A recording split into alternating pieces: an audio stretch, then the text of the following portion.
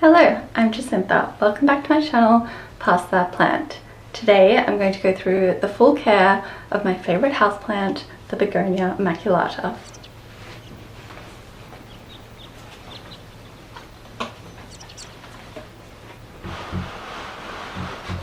Get my fiddle leaf out of the way so you can see her in all her glory. So almost as tall as I am. Now let's get into her care. If you subscribe to me, you would already know that I love to mist my houseplants, especially the Begonia maculata.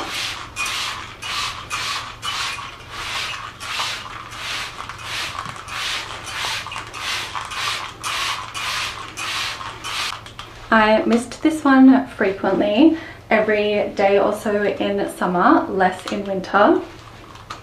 I do not mist for humidity. I mist because it replicates morning dew. The begonia can be prone to fungus or mildew, which is why everyone always gets upset when I mist it, but I've had this one over 5 years and never had mildew. The reason for this is because she sits in a window which I open frequently, so there is lots of airflow. Having airflow will really help to prevent mildew and fungus. It also helps to make your plants stronger, I believe, because they are often moving. As well as getting lots of airflow in her window, she also gets the morning sunlight. This begonia sits in a south-facing window and I'm in Australia, so it gets the lovely morning sunlight. This has helped her to grow and bloom and also have the most gorgeous red backs.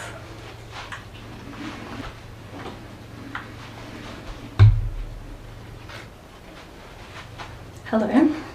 Out of direct sunlight, it does look like a dark burgundy colour, but it's a lovely fiery red in the sunlight. Before I started misting my begonia frequently, because again, typical care tells you not to mist them, but before I started misting her frequently, I would often get crispy tips, which is also the comment I get the most about how to stop that.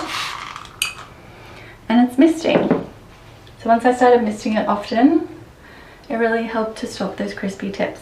As well as misting her often, I also water the begonia frequently and fertilise quite often. I was fertilising this begonia once a month in summer and spring and less in the cooler months. This past summer I started to fertilise every fortnight and she started to bloom. Now, correlation is not causation, but if you want yours to bloom, put her in the sun and feed often. So I mist this plant often, I feed it often, and I water it often. I top and bottom water this one every few days, especially since she has grown to this size. She requires a lot of hydration. I repotted this plant this past summer as well. It was quite an ordeal because I planted all of my water propagations into one ceramic planter, not into a nursery pot, which is what she's in now. I should have done this before I watered it, but... So you can see she's in a nursery pot, which sits inside my decorative planter. This makes the repotting process so much easier and also means I can swap the planter whenever I want without repotting her. It's best to repot in summer or spring when your plant is actively growing, and I use a quality indoor potting mix. This is not the same as a standard garden mix. You do not want to use garden soil on your indoor houseplants. You want to make sure you're using indoor potting mixes. Not soil, not dirt. It's quite different, so don't get confused there. This is the plant food I use for my begonia and actually all of my houseplants. It is a water-soluble NPK food. NPK, of course, stands for nitrogen, phosphorus, and potassium. There's also seaweed, magnesium, and some other goodies in there. Currently, you can only buy this in Australia, so if you are watching from another country, just look for a balanced NPK plant food. If you are in Australia, I will link this one and my code will get you a discount. Not sponsored, I just really love this product.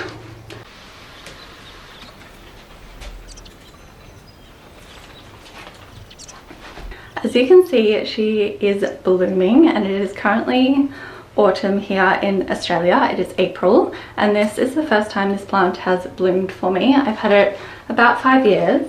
We have been on quite the journey over the past 5 years, as this plant has grown entirely out of cuttings which I water propagated. So this is the first year that she has flowered. There's clusters of beautiful white blooms.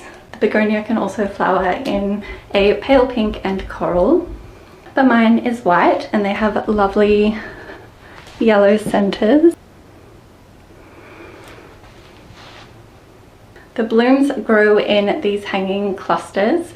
The ones at the front, which are larger, are the boy flowers, and the ones at the back are the girl flowers.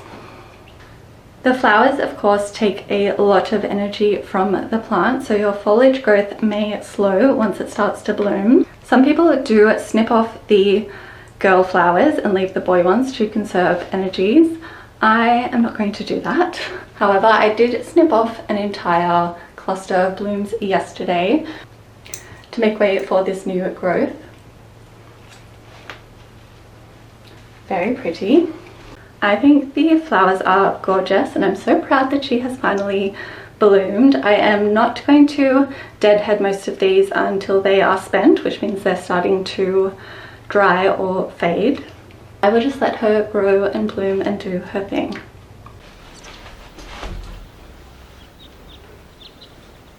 This begonia is staked. I use garden bamboo poles as they are thin and very affordable.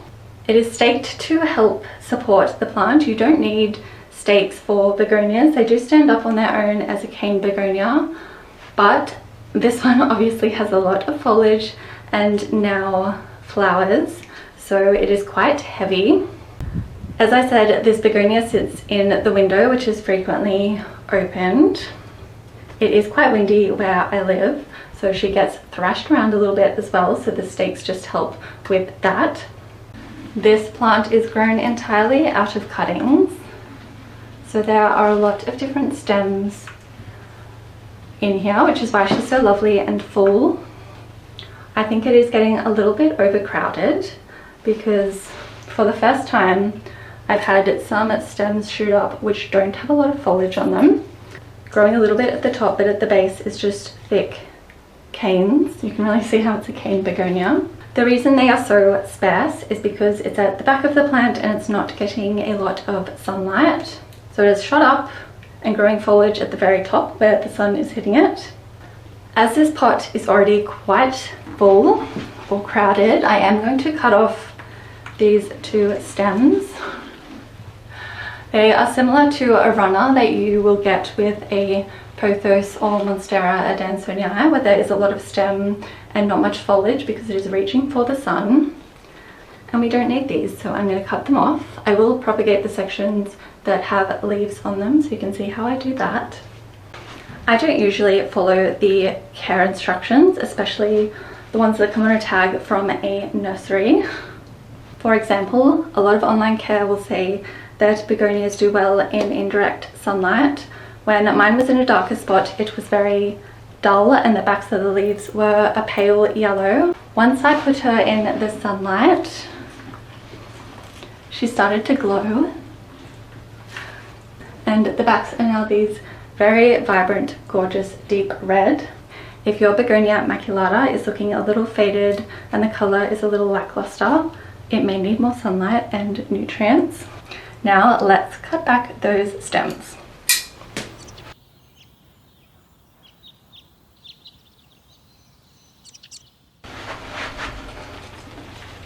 So there is really two stems which I'm going to cut off. I will cut them right back to the base so I can show you the lack of foliage on them. And then I will cut smaller sections which we will water propagate. So you're cutting off these two. So one.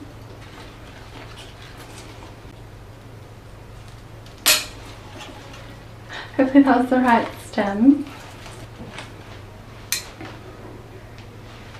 Now the second is this one.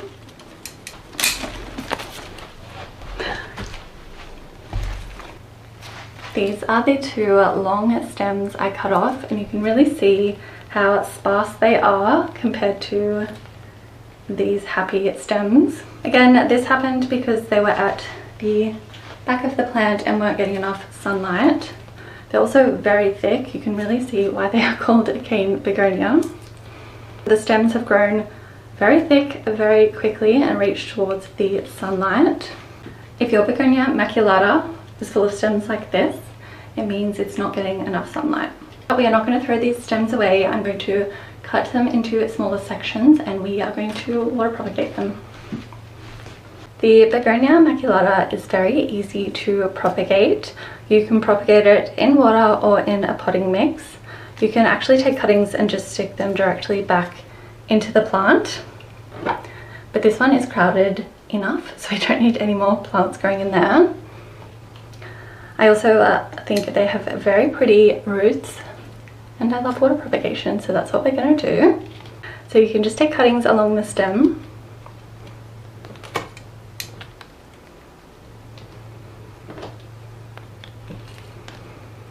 I don't even know if I want to keep these leaves, but I'll chop them so I don't get crucified. Cut off this top bit of stem because we don't need that. So left with a little bit of stem and a leaf. Do the same, don't need this top bit. Keep this bit.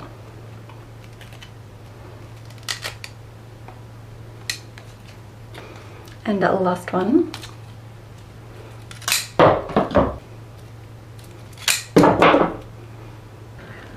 Now stem 2. I'm going to start at the bottom this time.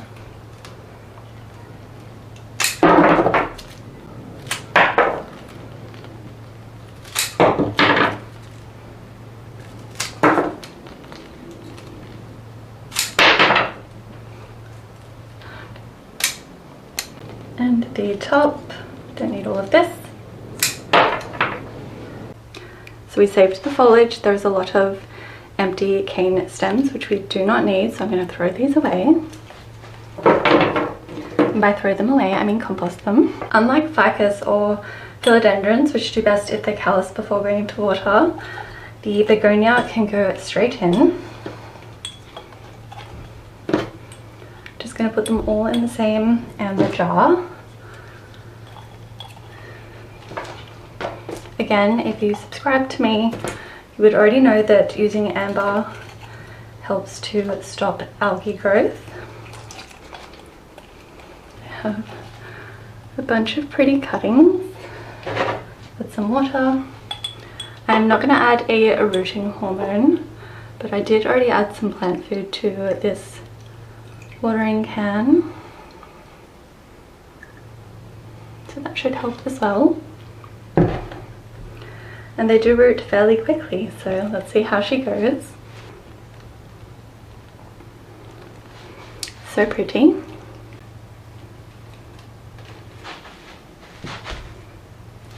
Of course, there are a lot of different varieties of begonia, and there are even different varieties of the spotted begonia which look quite similar but aren't. I sometimes get questions with people asking me how come their spots are smaller or closer together, and it is likely because it is a different variety. You can see here just a few of the different varieties and how some look quite similar and others very different.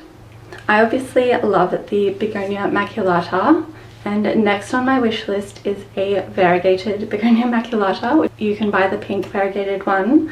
I haven't really seen them around Melbourne, so if you spot one, let me know because I will buy it.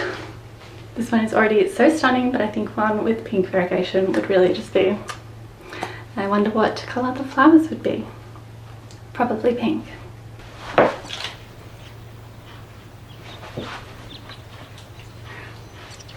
So that is it for today's video.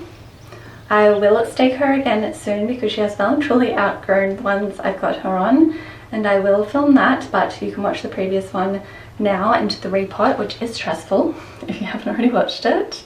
I got very hot. I thought I was going to lose her, but she's grown back better than ever, so that was good. I'm going to put her back in her sunny blustery window and see how she grows. I of course will keep you updated on how the water propagations are growing as well.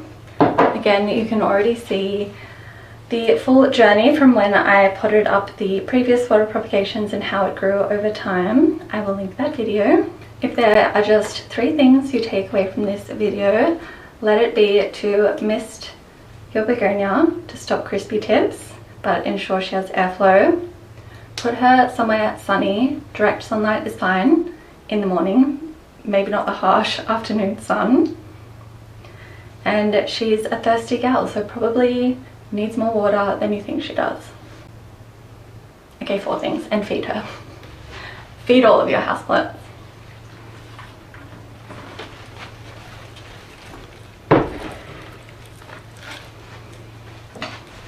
On her stool.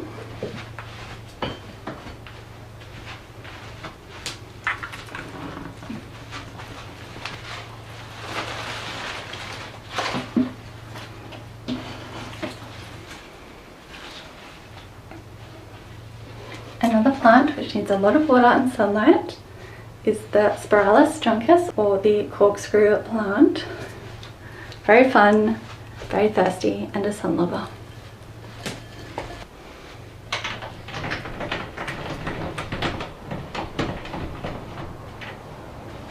Let there be airflow.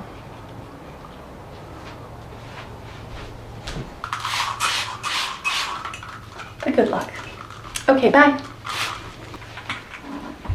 See if I can show off the colour here.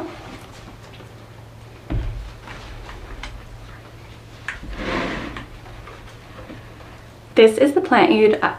hello. Lots of these stems don't have any... Hello. We'll probably